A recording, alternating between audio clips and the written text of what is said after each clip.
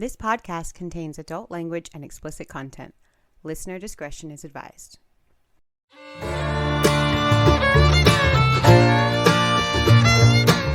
Hi, I'm Grant.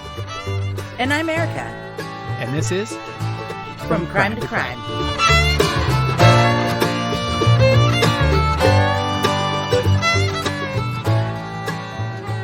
We should probably give a little disclaimer here that this whole story sounds like complete BS. A lot of the facts of this case have been muddled over the years, and a lot of embellishment and lore added over time.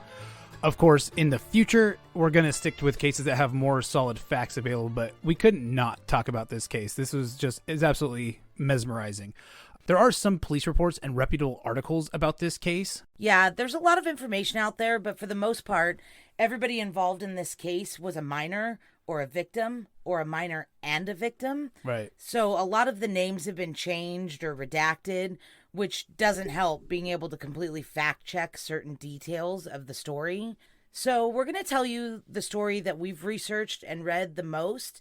And if we're wrong, I'm sure you'll tell us about it on Instagram. You can come and follow us on our Instagram, From Crime to Crime. Also, our email address is fromcrimetocrimepodcast@gmail.com.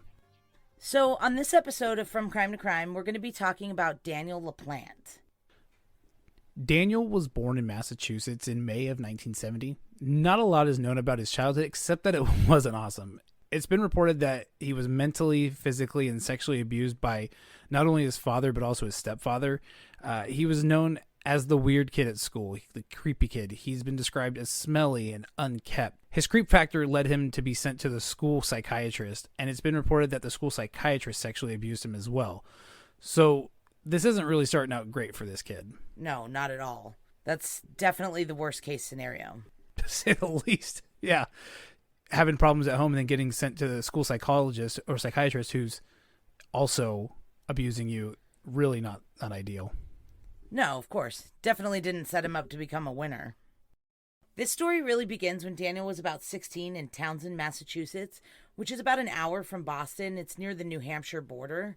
Daniel started acting out a little bit and getting into things like burglarizing homes, but he was so creepy and weird that he couldn't even be normal about burglarizing homes. He had to be creepy, like, just go in, steal people's shit, and leave. Yeah, I agree. And the way that he did it is really what makes it so odd. Is he'd walk in and he'd kind of move some things around, pretend like he had been there, or make it seem like somebody had been there. But who? Are they sure that they moved things around? I don't know. And then he'd take off again. So I've even heard stories that he wouldn't even steal anything. He would leave stuff behind so that people were like, well, what is this tchotchke that I didn't leave here? Like, right. What? How crazy is that he would steal things from other people's houses just to put them in other people's? It's not that he wanted it. He just wanted to screw with other people. Ugh. Then sometime in late 1986, Daniel got a phone number. There's a lot of ways he could have gotten this phone number. Some suspect that he got it when he broke into the house and saw a picture of the family. And a lot of other people believe that he may have known somebody who knew the family and got the phone number. But also it was 1986, so maybe he just looked it up in the phone book. We might not ever know. I imagine there wasn't a lot going on in 1986, so dialing numbers for fun was probably the way kids had fun then. Maybe. But, like, what are the chances that you're going to get somebody around the same age as you and in your hometown? Like, I mean, I guess an area code. Yeah, not likely. Maybe he was just calling to mess with people and happened to get somebody his age. Maybe. It's really unknown, and we might not ever know. But he started calling this number, and back then, people just, like, answered their phone all willy-nilly, even if they didn't know who was calling. Man, we don't answer our door, not even, much less our phone if we don't know who's there. I don't answer anything. I hear my doorbell, and I'm like, ooh, turn off all the lights? No way. Get down. And then it's always the UPS guy, so it's like, I don't know, I didn't just answer it. It's always somebody you invited, like the Amazon deliverer. But yeah, exactly. You always get real weird. Mm-hmm. So the number that he ended up calling belonged to the Andrews family. Brian, the dad, Annie, who was 15, and Julie, who was 8. And their mom had recently passed away from cancer. So they were all really going through a really rough stage. And Daniel called probably at a good time. You know, he didn't know that their mom had passed, but he really just kind of happened to be at the right place at the right time and was able to start up a conversation and somewhat of a relationship with Annie, who was the closest one to his age. And he lied to her. He told her he was tall and blonde and athletic and handsome, which couldn't be farther from the truth. She finally agreed to go on a date with him after talking to him on the phone for a while, and when he showed up, boy, was she surprised. Not only was he not what he described that he was Daniel LaPlante. And you can see pictures of what we're talking about on our Instagram at From Crime to Crime. She realized right then and there that he had catfished the shit out of her. Yeah, I would say. She seems like she's pretty sweet because she still went out with him, which I don't think she should have done, but she still went out with him anyway. Yeah, well, that obviously didn't work out too well for her because the date went about as terrible as any first date you can imagine. Besides him smelling and looking like a troll, he was super creepy about the death of her mom. Yeah. He was asking way too many questions. Yeah, he was asking like if she, how she died and the last moments of her life and what it was like when she, took her last breath and things like that. And I wouldn't say those things to my best friend, let alone somebody on a first date. Like, that's insane to talk about. Like, whoa, we're not doing that, creep. Get out of here. It would really be a hard thing to bring up to anybody at any point in any relationship you had with anybody.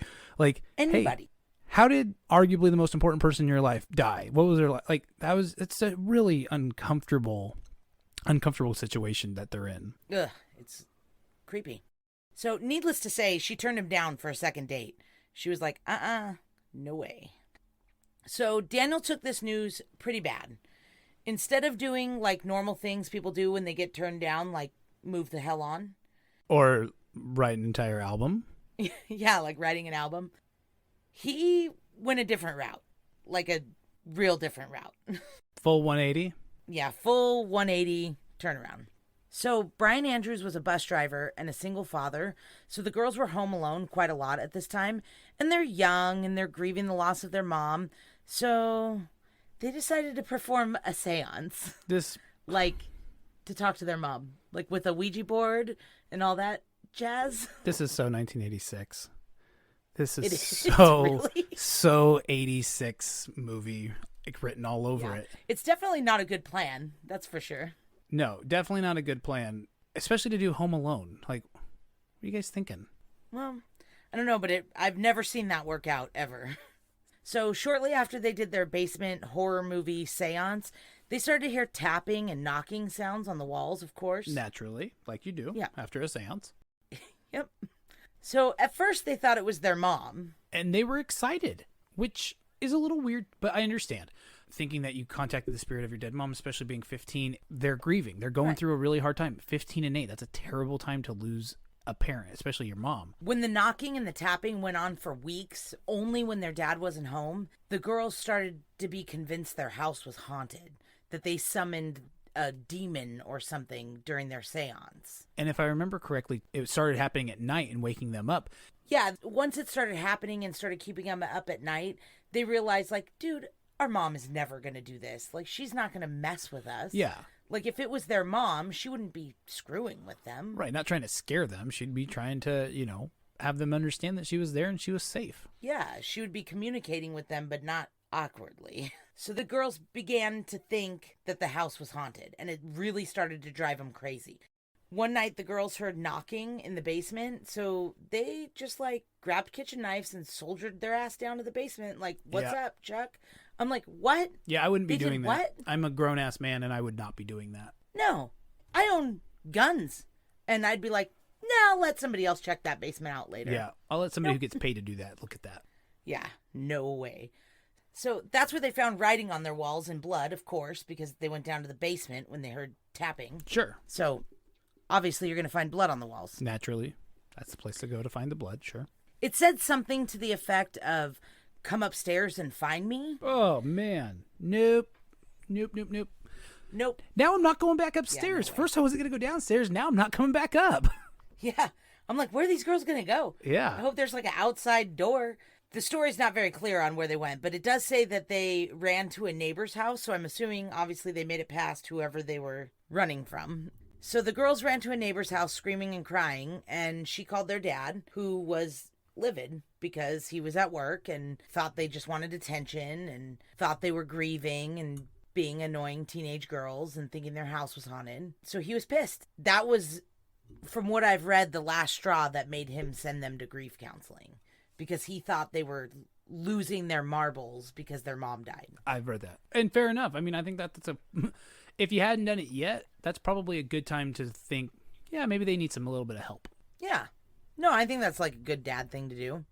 So a few weeks later, the girls found another message written in blood in Annie's bedroom. Nope. That said, "I'm back." Don't like that. So, nope. Yeah, I would have just burned the house down and said, forget about this. I'm sure your dad has insurance, guys. Just light a match. Get out of there. They didn't burn it down, unfortunately. They freaked out and ran to the neighbor's house again. The dad came home, and at first he was pissed. But then he went into the house, and he realized that they weren't making this up. The house was like ransacked and things were moved around, and he knew that there was no way the girls would have done that. Like, he just knew things were different. That would be a little over the top to try to, spook your dad or Right. convince him of something. Right. So he went upstairs to Annie's room, and this is where the details get strange and twisted, and it's kind of like a choose-your-own-adventure deal from here on out. So if you don't like our version, there's like 467 other versions to pick from on the internet, so we're going to go with this one. So in Annie's room, he found another note on the wall written in blood that just said, "Marry me," and obviously the girls didn't write on their walls in blood, and he knew that.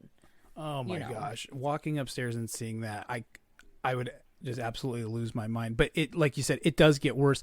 So Brian then turns around and he catches a glimpse of probably the worst case scenario. In his daughter's closet, he finds Daniel LaPlante wearing a blonde wig, wearing makeup in his dead wife's wedding gown. And he's holding a hatchet. No. Nope. So I heard he wasn't wearing makeup, though. That's the issue you're going to focus on in all of that? That's probably the least important thing of this entire nightmare, that if he was or wasn't wearing makeup. I guess you're right. I guess I have a bigger fish right here. Yeah. So obviously Daniel's afraid too. He sees Brian and a struggle ensues. Brian wasn't seriously injured and Daniel LaPlante did get away, and Brian couldn't find him anywhere. The police even came. They looked around and they couldn't find him. Well, how hard could it be? You have a teenage boy in a blonde wig and a wedding dress with a hatchet running down the street. Like, you can't find him?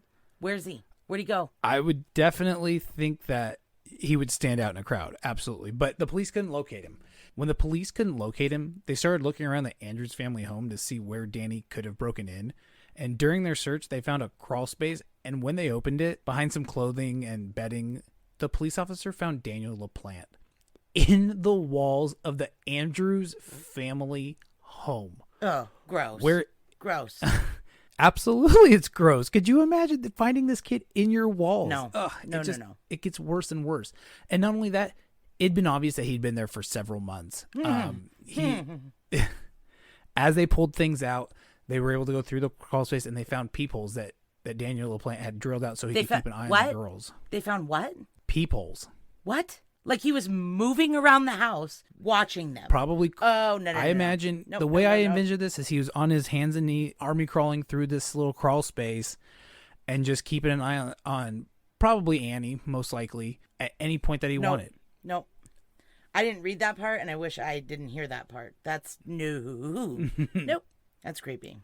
Well, what about, where did Daniel LaPlante's family think that he was at this point? I mean, obviously his home life isn't fantastic, but they keep an eye on him well enough to know where he is so they can abuse him in one way or another.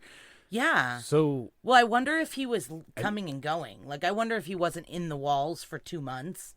Like, I wonder if he was leaving and then sneaking back in and out. Like, because it had to have been freezing in Massachusetts in January. I don't think you could live in the wall. I mean, wouldn't it be freezing in the walls of a home? Like, that's... Yeah, I think it would be. I do. And you know, there's no, it doesn't say, but 2 months of him not going to school, somebody would be looking for him. Yeah, he was probably going in and out to just be a creep when he wanted to be. Well, and if he knew too that, the girl's dad was a bus driver at night, he wouldn't need to be in the walls all the time. He could come and go as he pleased. Yeah, that's... But thankfully he was arrested and he ended up spending 10 months in a juvenile facility. He was out on bail in October of 1987 when his mother posted it, which I think is a really interesting thing too, that his mom is involved, because we really don't hear much about her in most parts of these stories until right now. So she was around. She was a part of his life. She just obviously wasn't a great part. 10 months is not nearly enough time I don't care how old you are. If you're breaking Yeah. into people's houses and living in the walls and spying on them, 10 months is not enough time. No, it's not. Not anywhere close to enough time. That is at least a 35-year sentence. Because that is some seriously disturbing behavior. Like, hello, has anybody broken into the walls of broken into somebody's house and lived in the walls for 2 months and it doesn't lead to anything awful? Has that ever happened where it doesn't lead to a nightmare? No, but he's also in a juvenile detention center.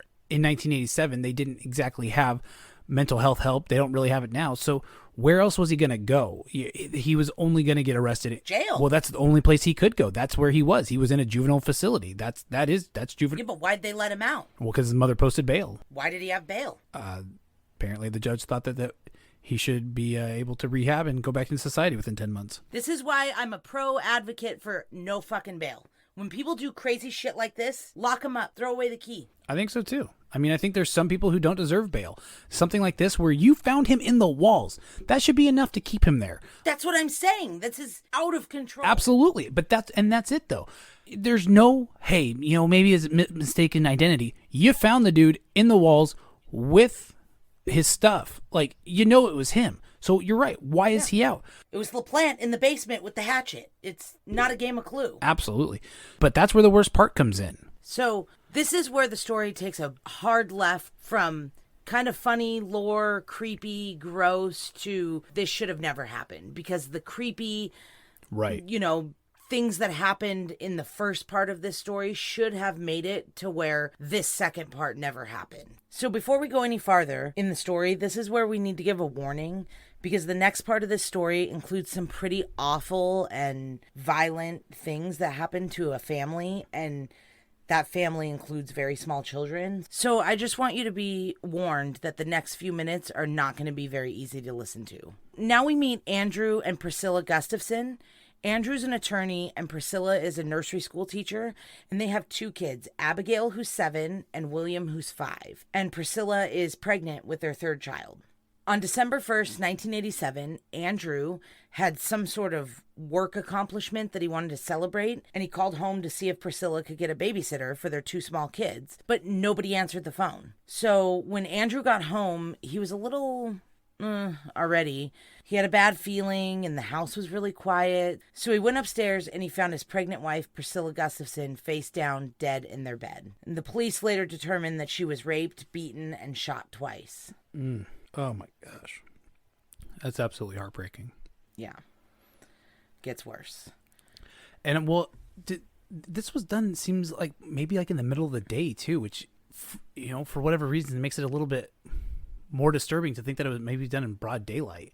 Yeah. Andrew called home because he was going to celebrate something. And yeah, I don't know. It's just the creep factor on it in the middle of the day, for whatever reason, just makes it go up in my book. Yeah.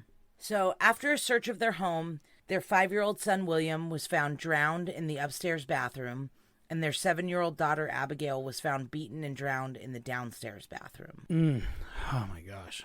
What a sight to come home to as a father who, there's literally nothing you could come home to that would be worse than that. No, of course not. It's heartbreaking. It's really the worst case scenario. Somebody literally wiped this man's entire life. Like, just totally took everything away from him in one day. How do you go on?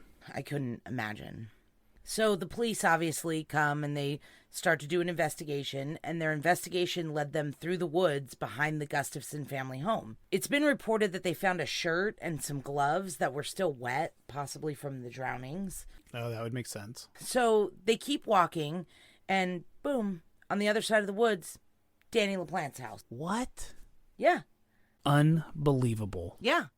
Well, Daniel LaPlante didn't even try to make it not seem like it was him. He didn't care. Yeah, but think about it. Why would he care? Everything else he's done in his life, he's gotten away with. Look what he did to Annie and her sister for months. And he served 10 months in a juvenile facility, and then they let him out. So yeah, who else would be capable of murdering a pregnant woman and her 2 small children in the middle of the day, except this jerk who was living in somebody else's walls for a while, and we just let out of prison? Yeah, obviously. I can't even. Well, who are our suspects? Well, there is that kid we just let out from living in the people's walls. Oh yeah, let's check there first. Yeah. Good plan. Good plan, because, yeah, obviously. But they went to find him, and he was gone. He literally murdered a whole family in his backyard. Right. He knew he was going to get caught. He knew he fucked up. He was like, bye. I mean, what else are you gonna do? You're out on bail. You've just killed somebody who's right around the corner from you. You realize, oh yeah, I didn't do this very well. Probably the best thing he could have done for himself at that point was get the hell out of Dodge and, try not to get caught. Yeah. But the worst thing that he could have done was the way that he did it. Right. So he broke into another person's home and forced her at gunpoint to drive him out of town.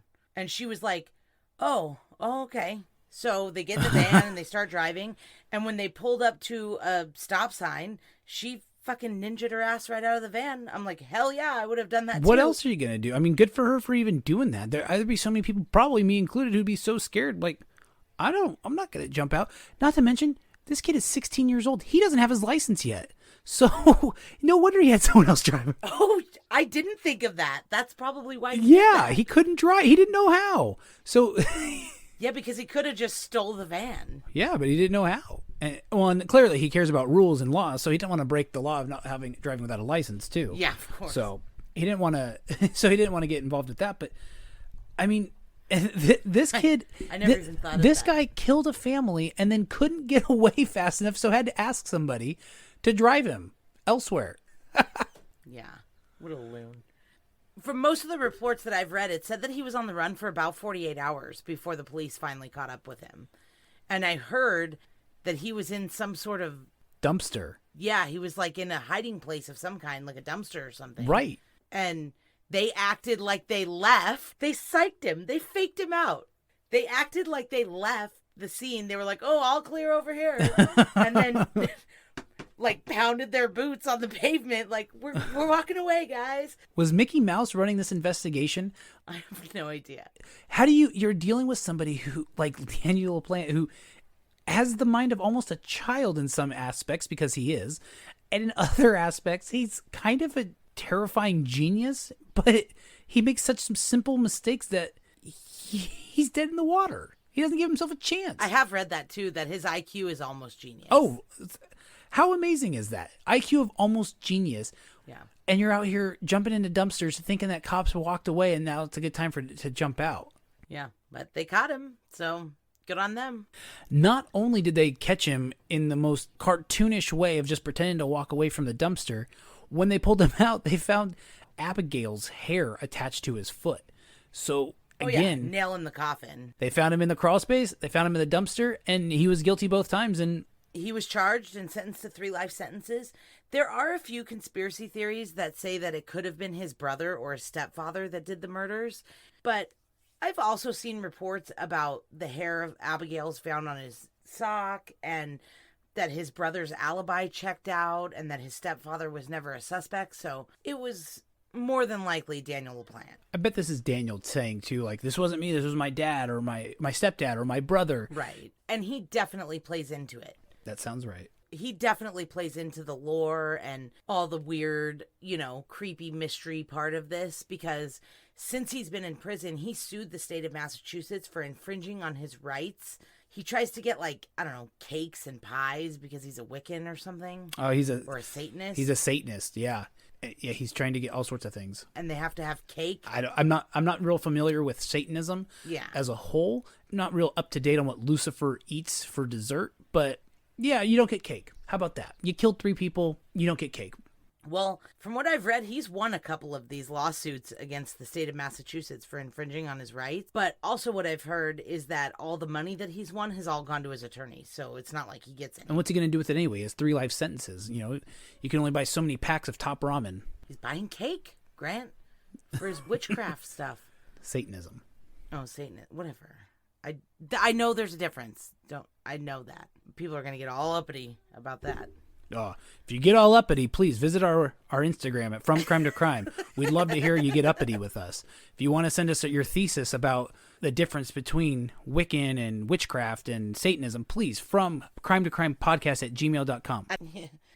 Anyway, he was up for parole for the first time in 2017 because of a Supreme Court ruling that says that juveniles shouldn't get life without parole sentences, which this one probably should have. Yeah, this one's pretty out there. I think the world is better with Daniel LaPlante, where people know where he's at. Especially because, like you said, he's only 51 years old. Exactly. And I've also read, too, that the psychologists who are evaluating him say that he is not rehabilitated. However, he did apologize in 2017 for what he did and said, from the depths of my souls and the deepest part of my being. He has no soul. I tend to believe you on that. Yeah, no, he has no soul. Andrew Gustafson passed away from cancer a few years ago, and his second wife testified at the parole hearing for him, which was awful to listen to. Yeah, Andrew Gustafson died in 2014, and on his deathbed, he even said he deserves to rot in there. So there was no love lost. There was no forgiveness from Andrew to Daniel, and rightfully so. He robbed him of his entire family. Yeah, of course. Daniel was denied parole in 2017 and again in 2019, which makes me a little nervous that he was up for parole so quickly. Does that mean he's going to be up for parole every 2 years? I guess it depends on what this new court hearing, Supreme Court ruling says. Is that just a Massachusetts thing, though, or is it a No, Supreme... I believe the Supreme Court thing is federally. You can't. Oh, okay. You can't give a life without parole sentence to a juvenile. So he mandatorily has to have parole because he can't get a life without parole sentence. Right. Because they think it's cruel and unusual. Hey, that's your buddies. Cause Oh, I'm so against the death penalty. So I know. That'll be fun on cases that we talk about that. Yeah, no, I really am. I think us going back and forth will be rather entertaining for people. As of this episode today, Daniel LaPlante is still within police custody, and hopefully that is where he stays, because I don't think that he could be rehabilitated enough to join society in a positive way. I don't necessarily think that whether he could be rehabilitated or not, I don't think he deserves to be. He took the lives of 3 people that don't ever get to be in society again, so why should he? Absolutely. Whether he's rehabilitated or not. In fact, I hope he's rehabilitated, and I hope he really is sorry, because then he's suffering even more. It's true. He took the lives of 3 people, and he should spend the rest of his days in jail. There should be no ifs, ands, or buts about that. Yeah, just throw away the key. So as of this episode, Daniel LaPlante is locked away safely in police custody, and hopefully that's where he will stay for the rest of his life. Don't forget to follow us on Instagram at From Crime to Crime. And if you have any tips or suggestions for future cases, make sure you send us an email at fromcrimetocrimepodcast@gmail.com. Thanks, Viviana.